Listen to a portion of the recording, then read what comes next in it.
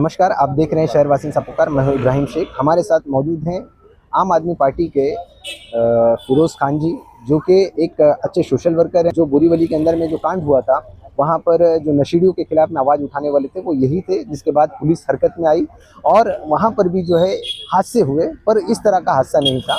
Police ने काम किया, मुंबई पुलिस ने। मीरा भाईंदर पुलिस से इस वक्त क्यों नहीं काम कर रही है, जबकि एक युवक ने जान दे दी है? आखिरकार क्या वजह है? किसके दबाव में है? बिल्डर लॉबी के दबाव में है या फिर किसी पॉलिटिशियन के दबाव में है ये जो पुलिस काम नहीं कर पा रही है? हम एक खुद पॉलिटिशियन से जानना चाहेंगे कि ये जो पुलिस काम नहीं कर पा रही है, एफआईआर नहीं ले पा रही है, न्याय देने में सक्षम नहीं है, तो ये जो दबाव है किसका है आखिरकार? इब्राहिम भाई, आपको ये मैं इस बात की दाद देता हूँ। सबसे पहले तो जो आप स्टोरी कवर कर रहे हैं, ये आम जनता की स्टोरी ऐसे आती है। आपको मैं बता दूं, आम आदमी पार्टी में जितने भी लोग हैं आम जनता से उठे हुए, लेकिन वो जो है डॉक्टर्स हैं, इंजीनियर्स हैं, पढ़े लिखे सारे लोग हैं।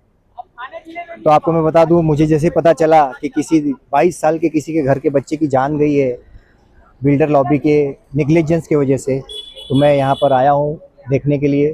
तो जब मैं देख रहा हूँ रिपोर्टर जो ले रहे हैं इंटरव्यू, और जिस बात पे ज़्यादा जोर दे रहे हैं कि इसके लिए आप एक्शन क्या करेंगी, पुलिस एक्शन क्यों नहीं ले रही है, तो मैं आपको ये बता दूं कि कहीं ना कहीं आप लोगों को ये जो है नॉलेज की कमी है।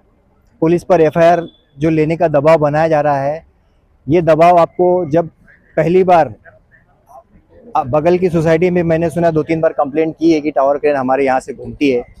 तो आपको मैं लीगली एक एक्शन बता देता हूँ कि क्या होता है। जब कंस्ट्रक्शन जब शुरू होता है तो सारी चीज़ें, जब वो परमिशन लेने जाता है बिल्डर, तो उसको सब चीज़ें का नॉर्म्स दिखाना पड़ता है कि मैं जब कंस्ट्रक्शन चालू करूँगा तो आसपास में किसी को कोई तकलीफ़ नहीं होगी, पॉल्यूशन नहीं होगा, और कंस्ट्रक्शन साइट की वजह से किसी भी आसपास में जनता को कोई भी तकलीफ़ नहीं होगी।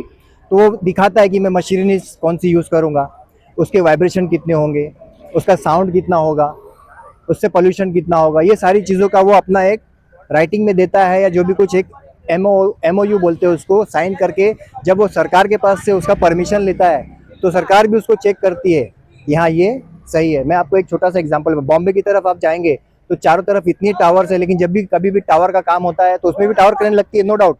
लेकिन जो गवर्नमेंट के जो नॉर्म्स के हिसाब से जब चलती, तो क्रेन के भी अलग अलग टाइप होते हैं कि कौन सी क्रेन कौन से कंस्ट्रक्शन पे यूज़ करनी चाहिए। तो यहाँ पर जो क्रेन यूज़ करी गई है, बिल्कुल ही गलत तरीके से यूज़ करी गई है। यहाँ पर जो है लिफ्ट गाले के अंदर बैठने वाली क्रेन यूज़ करना चाहिए था, इन्होंने आउटर की क्रेन यूज़ करी है। इस चीज़ का ध्यान जो है जिसने परमिशन दिया कंस्ट्रक्शन साइड को, अब मैं किसी का सरकारी लोगों का नाम मैं नहीं बताऊंगा।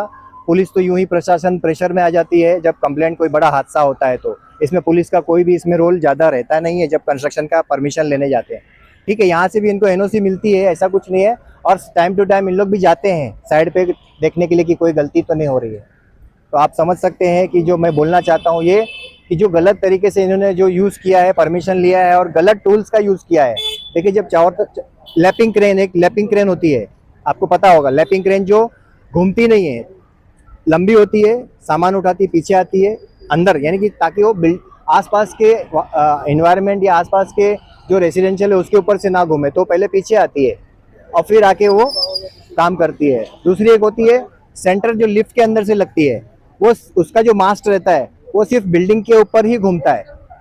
आप समझ सकते हैं मैं क्या बताना चाहता हूँ आपको। तो ये जो आउटर वाली जो जब ये लिफ्ट यूज करते हैं, टावर क्रेन यूज करते हैं, उसके कंस्ट्रक्शन साइड के हिसाब से जो नॉर्म्स होने चाहिए ये बिल्कुल भी फॉलो नहीं किए गए हैं। अब क्या है, देखिए आपको मैं बताता हूँ। एक ये बात हो जाती है कि आपके जो देश में जो कानून बना है, इसका एक उदाहरण क्या है बताऊं। ये जो अभी देश में जो कानून चल रहा है, जिस तरह से मकड़ी का जाल होता है, मकड़ी का, उसमें से छोटे कीड़े फंसते, छोटे, आपने ये पता है, देखा है ना, छोटे कीड़े फंसते हैं, लेकिन जब बड़ा जानवर उसमें से आता है तो जाल तोड़ के निकल जाता है।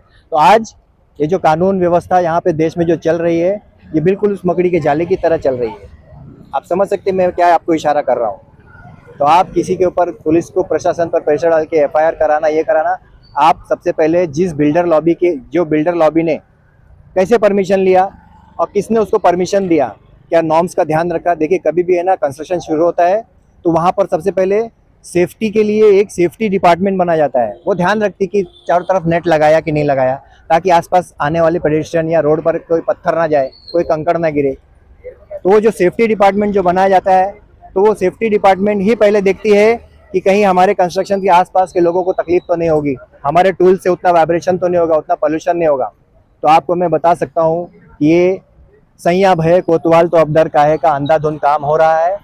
परमिशन में कोई नॉर्म्स की उपयोगिता नहीं रह गई। MOU साइन होते हैं, कंस्ट्रक्शन होता है, 1 रुपए का काम 10 रुपए में मटेरियल लगा के किया जाता है। कहाँ कहाँ पैसा पहुँचता है ये मुझे देश को बताने की ज़रूरत नहीं है। ये उसी का जो आप जो ये हादसा देख रहे हैं ये उसी का नतीजा है जो भ्रष्टाचार फैला हुआ है, जिसके लिए आम आदमी पार्टी ने चांद से अपनी बाजी लगाने के लिए तैयार हो गए हैं और जो हम वो काम करके रहेंगे। धन्यवाद। जैसा कि हमने फिरोज खान जी ने बताया कि ये किस तरह के नियम का उल्लंघन करके या फिर उस पे ध्यान न दे करके किया गया है। आखिरकार सोसाइटी ने जो है इस बारे में आवाज़ तो उठाई थी, पर एक युवा ने अपनी जान गंवा दी है क्रेन गिरने की वजह से। अब देखना ये है कि जो इन्होंने परमिशन दी थी, जिसने बिल्डर को परमिशन दी थी, वो डिपार्टमेंट के जो अधिकारी हैं उन पर भी कार्रवाई होती है कि नहीं होती है, क्या उन्हें भी इसका हिस्सा बनाया जाता है कि नहीं बनाया जाता है, ये सबसे बड़ा सवाल है। दोस्तों, आप देख रहे हैं शहरवासियों सा पुकार, मैं हूं इब्राहिम शेख। आप अपनी राय जरूर कमेंट में दें कि आखिरकार पुलिस जो है किसे किसे अपराधी घोषित करती है।